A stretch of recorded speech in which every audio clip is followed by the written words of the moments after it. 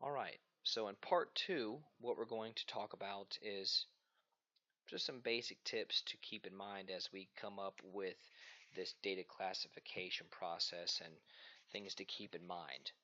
So we'll start off with this. I'll write this section in green. Things to ask. What needs to be your frame of mind when you're coming up with this process? Let's break it up into the simple who, where, why, how, that kind of stuff. So first off, who has access?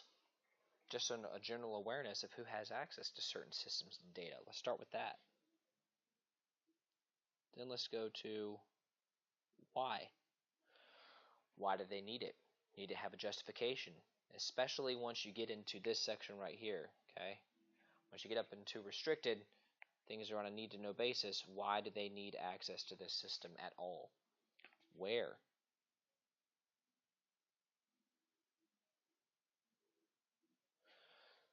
Where can they transfer the data?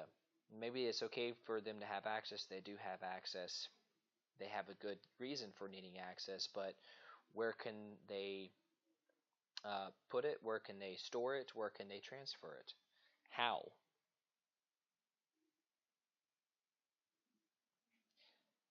How can we track and control where this data is residing, and how do we track and control how we enforce these policies?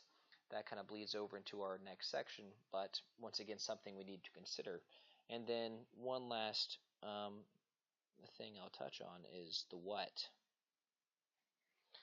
What are they allowed to do with it? You could have certain employees who can read certain data but can't edit or change, alter, than other employees who have full unfettered control and access. Different things. Think about the basic logical process of creating this business procedure, business process. Now, how does IT fit into this? Well, IT can help support this process. We can't create it, but we can support via enforcement.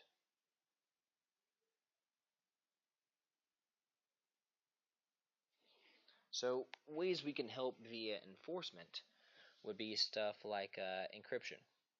We can encrypt certain data sets to where whether it's private or restricted, we can make sure that stuff is encrypted, and that way if someone happens upon it or they try to get access to it and they're not supposed to have it, we can address it that way. Also stuff like dual factor authentication.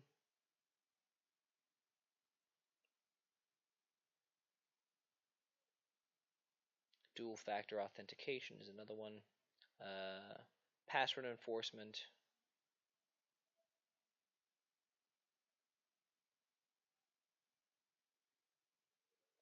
Once again, this doesn't create the process, but we can set it up in the systems, the databases, that you have to have the password to access this library, for example.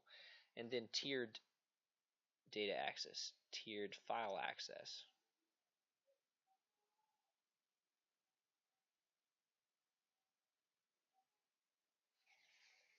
So you can set up stuff like in Dropbox to where you have a centrally managed data and document library. This employee can access these folders but not these. This employee can read this but not transfer that, but not alter this. You get the picture. That's where IT can play. And then finally, just to hammer some points home, some things to remember. Number one is garbage in, garbage out. You can spend the time to come up with the most brilliant process in the world. You can have IT and pay all kinds of money to get the latest and greatest platforms, but in the end, if people are not using these platforms, if people are not following these processes, garbage in, garbage out, it's not going to be worthwhile. And this has to be something where everybody buys in from the top down. You as a user follow these policies and procedures, as inconvenient as they may be. There's a reason for it. And this is a big part of how we battle against sprawl and ease of access, is that you have a process, okay, and then you follow that process. Number two I'll leave y'all with is, sadly, it's this give and take. The easier it is,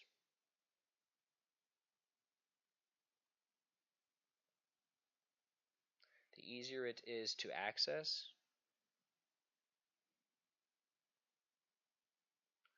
the easier it is to compromise.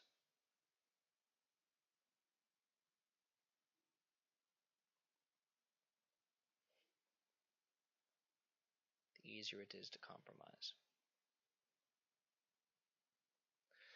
So keep that in mind. Like I said, data in more places, ease of access. You don't do some of this, you don't have the protocols in place, you have to deal with the fallout. A lot of stuff for you as a user to chew on, a lot of stuff for you as a business to chew on. But once again, if we're trying to increase cybersecurity, we're trying to reduce risks, let's address the sprawl, let's address the ease of access, let's have a data classification system, let's go through those basic logical steps for creating it. IT can help, and remember that it's only as good as how much you buy into this process, and we have to choose between that convenience and that security, like in many of our other conversations. That wraps up our cybersecurity user best practices video series. Please comment with any questions you may have below, or tweet us at PTI Tweets.